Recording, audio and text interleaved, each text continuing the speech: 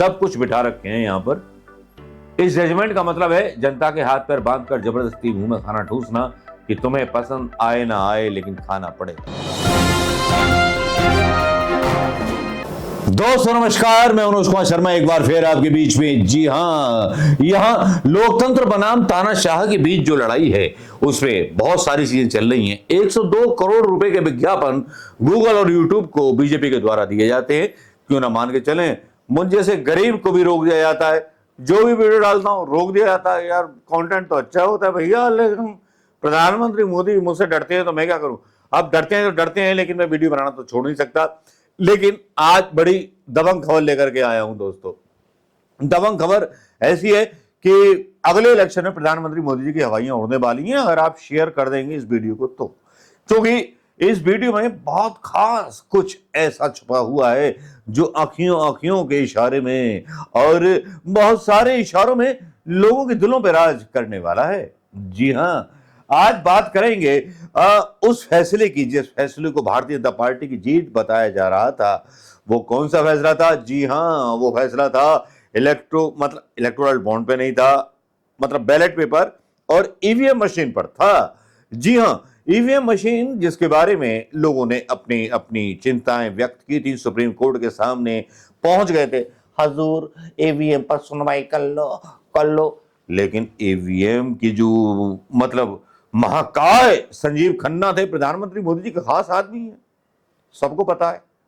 Social media वो एक ऐसा सूत्र है, सब कुछ गिन लेता है, सब कुछ जान लेता है। तो भाई पहले से उम्मीद थी कि फैसला खिलाफ आना है और फैसला खिलाफ आया। और वो फैसला ऐसा आया जिसमें बोला कि नहीं, वीवीपैट 100% नहीं होगी। इंजीनियर आएगा, शिकायत करनी है करो, खर्चा खुद भरो। ये कहां का न्याय हुआ? ये तो वो हुआ कि प्रधानमंत्री मोदी जी ने एक चिट्ठी भेज दी लिख करके खन्ना साहब को और उन्होंने न्याय एप्लीकेबल कर दिया। जनता तो ये सोच रही है, संजीव खन्ना जी, मैं नहीं कह रहा, सोशल मीडिया और जनता कह रही है न्यायपालिका भी अपनी प्रतिष्ठा खोती जा रही है। ये तो सुप्रीम कोर्ट के डीवाई चंद्रचूड़ भी कह चुके हैं। तो भाई मैंने बोल दिया तो क्या बुरा किया भाई।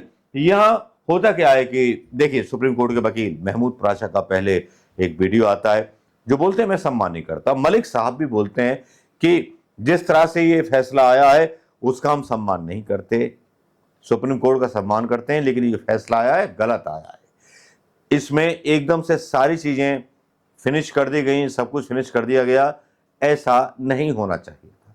डीवाई चंद्रचूड़ साहब, बचा लो लोकतंत्र, नहीं तो गए गड्ढे में हम। क्योंकि ईवीएम के बारे में जो महमूद प्राचा साहब बोल रहे हैं, जरा सुन लीजिए महमूद प्राचा साहब। जजमेंट आ जाए, इस जजमेंट से हम भले इसकी इज्जत करें ना करें, लेकिन बंधे हुए रहेंगे। दो चीजें होती हैं, I am bound to follow the judgment of Supreme Court but I am not bound to respect it. जो जजमेंट आज पास हुई है, अगर मेरे सर पे कोई कनपट्टी पे बंदूक भी रख दे तो मैं इस जजमेंट की इज्जत नहीं करूंगा, कर नहीं सकता हूं। अगर मुझे कोई गोली भी मार दे और मुझे ये कहे कि आप इसकी इज्जत करो, मैं इज्जत नहीं कर सकता। ये इज्जत करने लायक जजमेंट नहीं है। हाँ, मानने के लिए मैं मजबूर हूं, क्योंकि वो हमारे देश का संविधान कहता है। नहीं, आपने कहा कि आपके सिर पे कोई कनपट्टी भी रख दे तो भी आप इस जजमेंट का रख दे कनपट्टी पे। हाँ, मैं इस जजमेंट का सम्मान नहीं कर सकता, लेकिन मानने के लिए मजबूर हूं क्योंकि ये संविधान कहता है, कानून कहता है। आप मानने के लिए मजबूर हूं, मानने के लिए बेबस हूं, मानना पड़ेगा।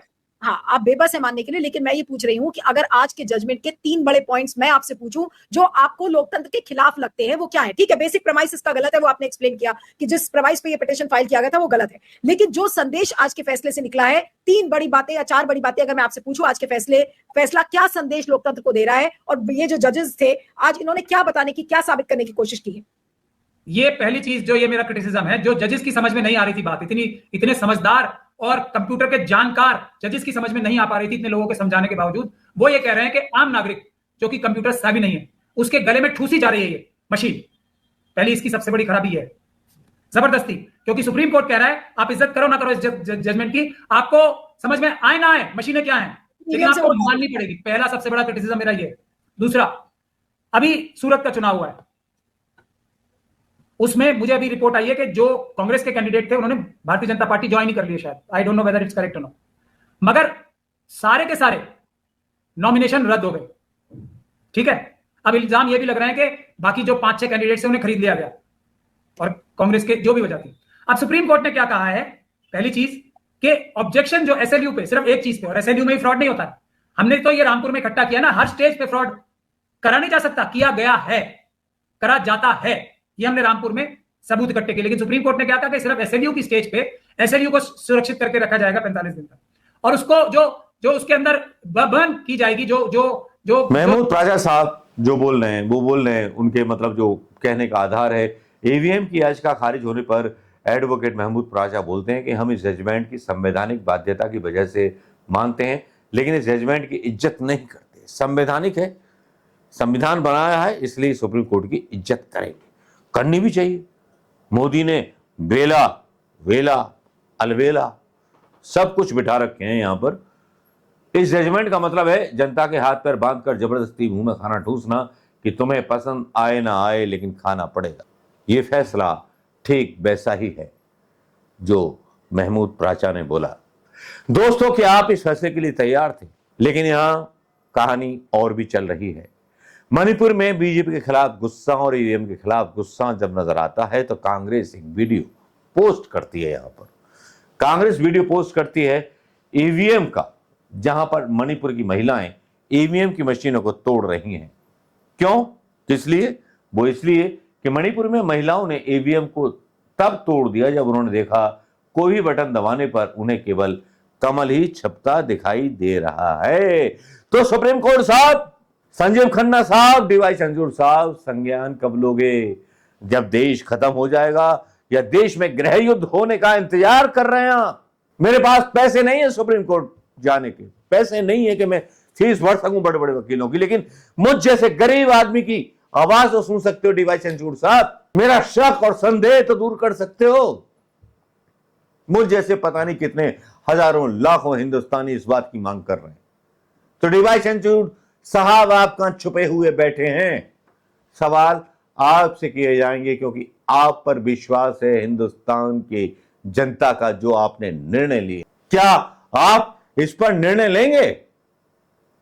क्या आप इस पर एक्शन लेंगे कि मणिपुर की वो महिलाएं जिनको नंगा घुमाया जाता है, बलात्कार किया जाता है, एक कारगिल की सैनिक की पत्नी के, वो उसका जिक्र नहीं चलता है और मोदी के मुंह से बेटी बचाओ का नारा नहीं निकलता है, हाथरस में बेटी जला दी जाती है, उसके बारे में भी कोई बात नहीं हो। पता नहीं क्यों यार, ये किसी पॉलिटिकल नेता का मतलब कीड़ा काट गया है मुझे।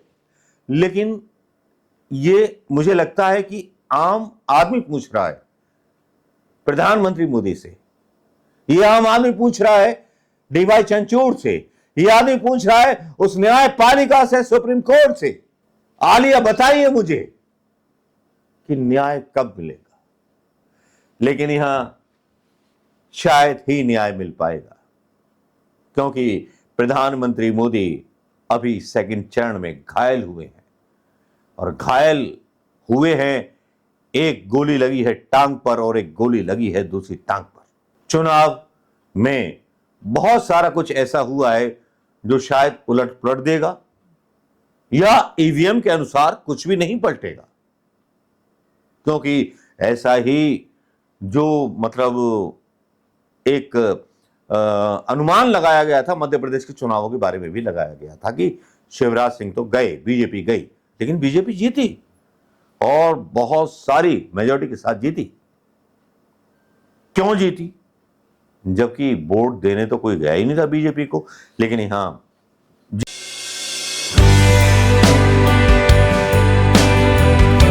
दोस्तों, शहीदों की चिताओं पर लगेंगे हर बरस मेले।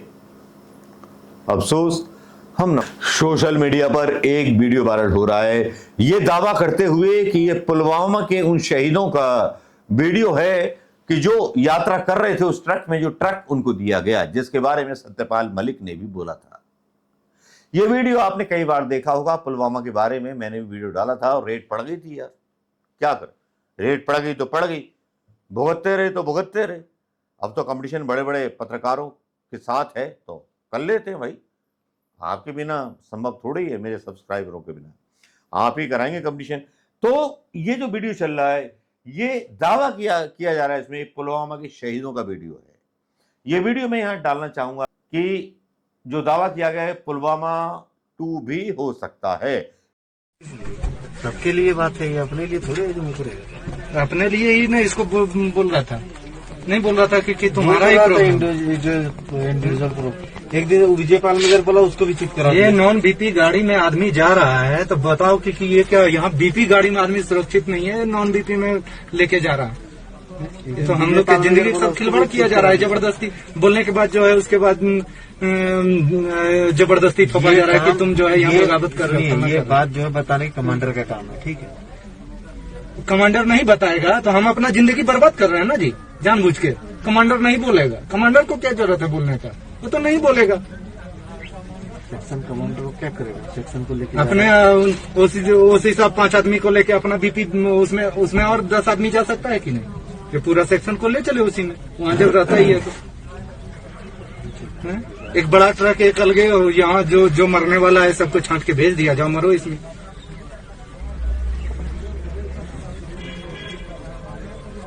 ये क्या है इसमें, ये टीना पत्थर मारेगा, इस पार हो जाएगा।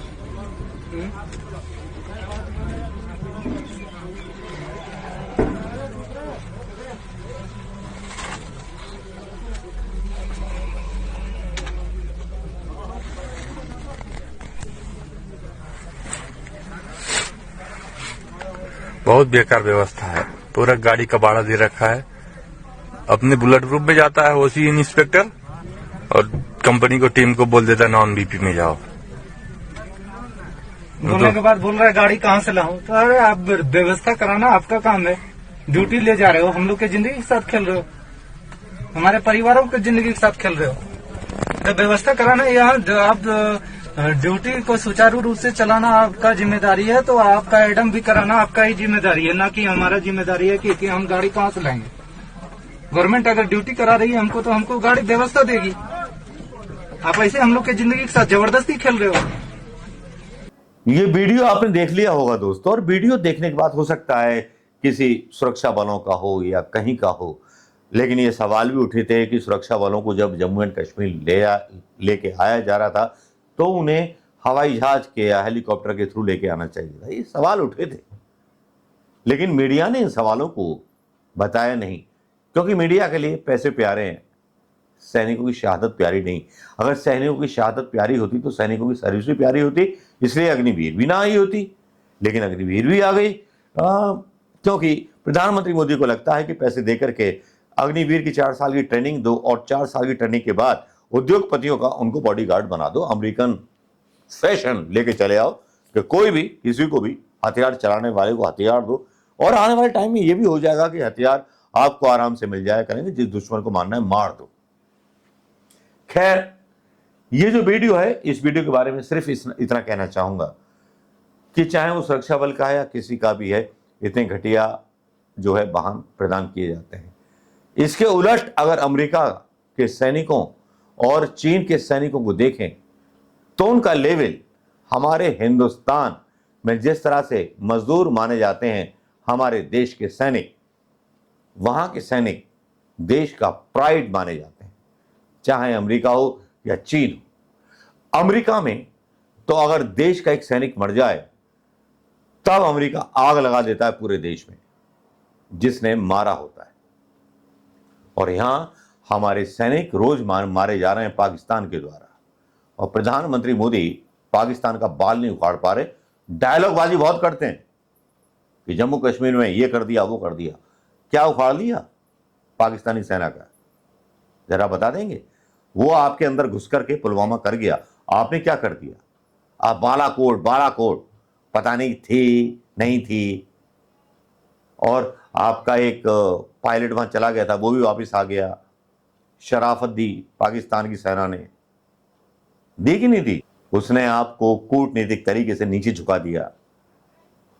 आप तो फेल हो गए प्रधानमंत्री मोदी। अब सैनिकों को अग्निवीर बनाओगे तो क्या होगा? और इसी मुद्दे को लेकर के वोट हुआ है पूरे उत्तर प्रदेश में, पूरे राजस्थान में, जिस जिस गांव से सैनिकों की भर्ती में जाते थे सैनिक बनने के लिए युवा, उन्होंने आपके खिलाफ बहुत विरोध में कर्रा जनादेश दिया है और दे रहे हैं। जल्दी घोषणा कीजिए कि पक्की नौकरी देंगे, वरना मोदी जी आप तो गए और साथ में सब कुछ गया। कल का वीडियो मैंने आपको बताया था कि संघ भी इनकी घोषणाओं के खिलाफ है और बहुत सारे उम्मीदवार इनके ऐसे हैं कि जो जनता को पसंद नहीं आ रहे। नमस्कार, जय हिंद दोस्तों।